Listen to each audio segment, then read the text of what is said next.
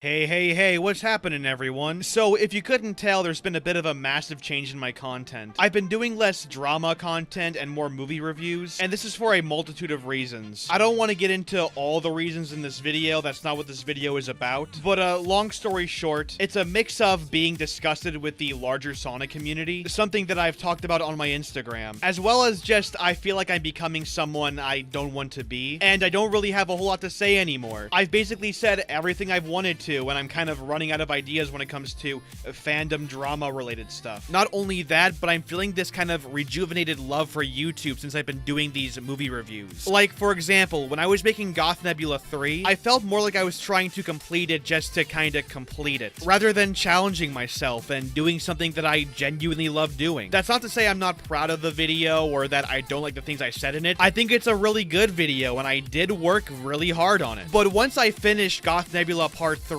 I finished it up and I never went back to it. I might have rewatched parts of it like once, but I just didn't feel passionate about it, you feel me? In complete contrast, the Fantastic Four video I made was a video that I rewatched. It was a video I rewatched myself like 2 or 3 times, and furthermore, it was a video that I loved making. So long story short, that's the main reason why I've really been changing my content. And so far, people are reacting really positively to it, and I can't thank you guys enough. It's a case where I feel like I'm putting out my best content currently, and you guys think the same thing, and that's honestly just amazing to me. So thank you all for being there, and thank you all for helping this new direction of mine be a massive success. But because of this new direction, it's going to take a bit longer to make normal videos. My movie reviews take a lot more editing out of me, and that leads to a lot more burnout and a longer time span required for me to make these videos, because I want these videos to be the best they can possibly be. However, at the same time, YouTube kinda requires me to upload frequently. YouTube is my only job. It's my main source of income, at least currently. So I try to upload once a week just so I can stay consistent. But then that brings in another issue, and that issue is, how do I create content that's both engaging yet also gives me enough time to create the bigger projects on the horizon? So I'm gonna create this new series called Dumbsy Discussions, and it's just gonna be me sitting here discussing your questions that you have for me. I asked you guys to give me some questions, and they can be literally anything, and that was basically for this series. Once again, they can be anything. They can be relaxed, they can be serious, literally any questions. Because in the end, I want to be able to be down to earth with you guys and be able to answer any questions you may have, and maybe even give some advice from my own experience. I love what my Etika video did when it came to mental health. People came to me discussing their issues, and it was honestly beautiful. It was sad, absolutely, but it's really interesting to me seeing just in these terrible times, just seeing all these people come together and just discuss their issues. Just talking to people and helping them out through their problems, even if I'm more of just an outlet than an actual advice giver, if that makes any sense, is just amazing to me, and I've always wanted to do more of that. I just couldn't really find the opportunity to do that. So hopefully this is a good solution to that, where I can help you guys talk about fun things. We can have fun, we can be serious, but in the end, I want this to be a discussion. So if you guys have any questions about me, or video games, or serious issues, or you're going through some shit, I encourage you guys to comment down below. Obviously, just a warning, I do have to kind of cherry pick through them, but hopefully that means in the future, I'll have a lot more questions. So let's get right to it. First question is from Mr. Alternator. What did it feel like to have your channel get popular as soon as it did? Were there any challenges that came along with gaining a fan base at such a rapid pace? I'd say it's definitely still a little bit jarring and a little bit weird, but in kind of a good way. It's really interesting growing up with your fan base, especially since I've been doing these type of videos since high school, but it's also weird because when I was a kid, I used to be kind of the nerdy outcast. People would see me as weird or annoying because I was obsessed with video games. I didn't play any sports or anything, and now being at the exact opposite area of that is definitely culture shock, but it's also something that I feel accomplished in. Obviously, I didn't do it myself. myself, I have you guys, I have my YouTube friends, my personal friends, my family. I also gotta thank God. I don't know if any of you guys are religious. I personally am. There are a lot of things to be thankful for, and that's one challenge, is being thankful. I feel like we as human beings have sort of a desire to attract ourselves to selfishness. A lot of us want more and more and more and more, you know? And when we eventually, quote-unquote, get more, we tend to forget who to thank and think we did it all ourselves. And that's one challenge, is just being thankful, as well as just sort of humbling yourself. There's also a challenge of not getting burnt out by your fan base. There will always be one or two bad apples that make you not want to be a YouTuber anymore because they are toxic fans. And that can cause a bit of distrust at times. And it's also hard finding new directions to appeal to new fans. But in my opinion, challenges can be good. They can help change you, make you see something new, learn something new. So when it comes to challenges, you just gotta sometimes take a step back and go, okay, what did this teach me? What is this going to teach me? And how can I learn from this for the future? HR Friend asks, do you have any advice or encouragement for people like me who do want to make content but end up just languishing around with their ideas? I'm involved in a specific part of a specific community, and while I feel like I'd have fun making stuff for people, I wouldn't be able to reach as many people as I'd want to due to the nature of the kind of content I want to make. So it'd feel like I'd get stuck in a bubble and never gain much outside or introduce people inside. Really curious on your thoughts on this, and I love your input. Excellent question. Listen, man, I used to make videos on Sonami fans, which is a subsection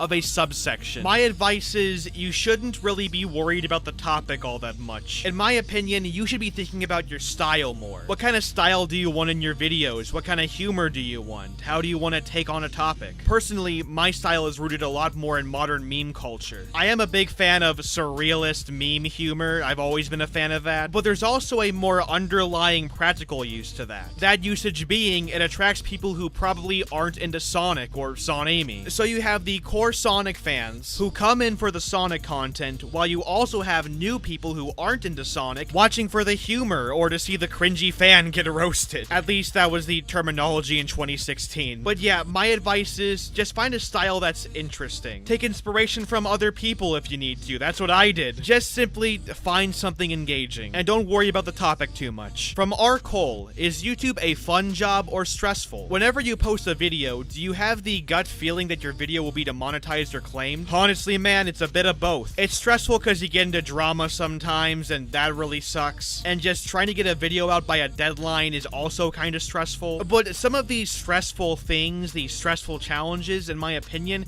actually enhance the experience. Obviously, drama doesn't really enhance the experience, but like I said earlier, when it comes to editing a video on time and experimenting with new styles and new directions, it can be stressful experimenting while also having to be on a deadline, but it's also a fun kind of stressful, and it challenges you to be better with future videos. And it's also fun because I have a creative outlet and I get paid for that. Like, dude, that's crazy. I have an outlet where I can be creative, I can express things I never thought I'd be able to express, and to have something like that I love doing be a job for me is honestly something I probably will never get used to. And I mean that in the best way possible. Like, that's just insane to me. As for demonetized and or claimed, I used to fear that. And I still do, and YouTube is still kind of shitty when it comes to things like that. But recently, YouTube actually created this new thing where you can manually rate your video and see if it's advertiser friendly. This gives people the ability to know what is and isn't safe for advertisers, and be more specific with the content in your video. As for copyright claims, I do worry about them a little bit more, but somehow, which I guess is due to luck, I haven't been getting nearly as many. And when I do, I usually dispute them, and they're disputed in like 2 days. So it's always something you do have to worry about, but I wouldn't say it's necessarily a gut feeling, especially with how heavily edited my reviews are. From Supersonic Antoine 26. When you started commentary, I'm guessing he means commentary videos, how did you feel about it? Was it entertaining, good, or you didn't like it? Just wondering, since I do commentary in gaming. Obviously, back then, I had much more of a passion for it. Not to say I don't now or anything, but back then, I definitely had a lot more, you know, fire and brimstone, you feel me? A lot more piss and vinegar. I was young, angrier, and even edgier. And I guess I've always been edgy. I'm kind of an edgy person, personally. But back then I was way more edgier. I was in a very sheltered environment, and the internet was my only outlet at the time. So obviously it felt good to make something and to be able to speak out on something. But also now it's interesting to reflect myself and be like, hey, I was a much different person back then. And I personally think it's interesting to think about where I was and what was influencing me. I don't know, it's just interesting to think about. But long story short, I liked it. I don't know what else to say, I guess. From Alja Omaragic. I probably butchered the fuck out of that, honestly. Your thoughts on Minecraft Steven Smash? In all honesty, I'm fine with it. It's another great third party in Smash Brothers. I don't see anything wrong with it. I guess you could make the argument that Minecraft is a little cringy, but it's still a great game despite the community. So overall, I'm fine with it. I have no strong thoughts about it. It's just kind of funny. This next one comes from Bojack Hex. How do you keep yourself from giving up on something? Like when you think something would go well and everything ends up in flames, what keeps you from flipping the table and going fuck it? If you're talking about when it comes to like a video project or something, maybe you're writing a book or something and you just can't really finish it, whatever example you want to use here, my advice is to think about what it could give you in the future. You'll never know if it'll be a hit or not unless you try it, so I guess my best advice to that is just do it. And if it fails, then try again or find a different path. Success is failing 9 times and getting up 10. If you're talking about a real life situation though, it really depends on the situation. The best advice I can say is find help from somewhere. Try and find someone who is willing to help you and talk about what the issues are. When it comes to me personally, I tend to find the best solution is to, if something is getting really bad, to just get away from it and find a new opportunity somewhere else. Once again, it all really depends on the situation, but getting away from something or cutting something off and finding a new opportunity somewhere else is definitely an option. Sometimes you gotta give up on one thing to get into another thing, and sometimes you gotta be more tenacious when it comes to one thing. It's a kind of a weird thing. I know I'm being very vague, but you know, you just gotta kind of experiment with it. Long story short, just stick with it, man. Just stick with this crazy roller coaster of life. And you won't know if something works unless you try it. And if it doesn't work, then find something else or try again. Sorry if that wasn't a very good answer, but it's kind of the best I could think of. Honestly, I don't really struggle that much with giving up too much, honestly. I'm very much get things done and go to the next thing. Maybe if you try and apply that mindset, it'll help you. I'm not really sure. That's the best that I got. Maybe I'll think over that tonight and come up with a better answer. No clue. Don't give up though. Once again, you won't know if something will work unless you try it. And if everything is burning around you, then move on to something else. And if that answer fucking sucks, I'm really sorry. Not Too Fast asks, what do you think about Spider-Man fans' reaction to Peter Parker's new face? Are they overreacting or are they valid? So basically, if you don't know what he's talking about, Spider-Man PS4 is getting remastered for PS5. And Spider-Man's face got completely remodeled in the new game to look more like Tom Holland. Insomniac said it was to better fit Yuri Lowenthal's face, but let's not kid ourselves, it looks like fucking Tom Holland. And in my opinion, the fans are correct because it looks like fucking shit. The whole point of Spider-Man PS4 is that Peter Parker is an ordinary guy. That's part of the appeal of Spider-Man for me, that Peter Parker is just an ordinary teenager turned superhero. He's one of the more down-to-earth, relatable superheroes out there. Now, don't get me wrong, I like Tom Holland as Spider-Man. I think he did a great job. But Tom Holland fits in the MCU universe, and the Spider-Man PS4 universe is very different from the MCU universe. The point of Spider-Man PS4 is that Peter Parker is just an ordinary guy. He's not some pretty boy. He's really awkward. He does bills and taxes. He's an ordinary, awkward guy who's also Spider-Man. And that makes him and the greater moral of Spider-Man, the whole responsibility thing, much more down-to-earth and much more relatable to someone like me. Peter Parker being an awkward, average guy just fits. But now he's some heartthrob pretty boy, which doesn't fit with the awkward Peter Parker in the PS4 game. I don't know. In my opinion, it looks really shitty. It won't ruin the game that much. It's not a gameplay flaw or anything. It just kind of ruins the story a little bit when you have this awkward guy who looks like a fucking dreamboat. I am the man who lives in the trash dumb guy asks, what are your thoughts on Gotham Knights? You know, I watched the reveal trailer and thought it was fucking awesome. You could drive the Bat-Cycle and you had co-op. It looked great. And then I saw the gameplay and got mad. The combat looked clunky. The enemy level gating looked garbage. But then I read more about the game and got my hopes back up. It's apparently a fully single-player game, there's no level gating at all. Apparently, enemy attack patterns, like mainly boss patterns, change depending on what level you are at, and that's kinda interesting. It's not the Arkham Origins 2 that I've always wanted, but I mean, I'm sure I'll at least have fun with it. We'll see when it comes out, I guess. Rose of Stalin asks, previous jobs you've had. You mentioned in an older video you had a job. My very first job was in high school. I was a newspaper deliverer. It didn't pay very well, but it helped buy me a PS4, so. My second job was at a library. That was also in high school. And it was fun, relaxed, there were nice people there. My boss was a little bit of a meanie head, but, you know, I was nice to her. And my third and final job was at a Chick-fil-A. It was a summer job between college years, and I didn't love it,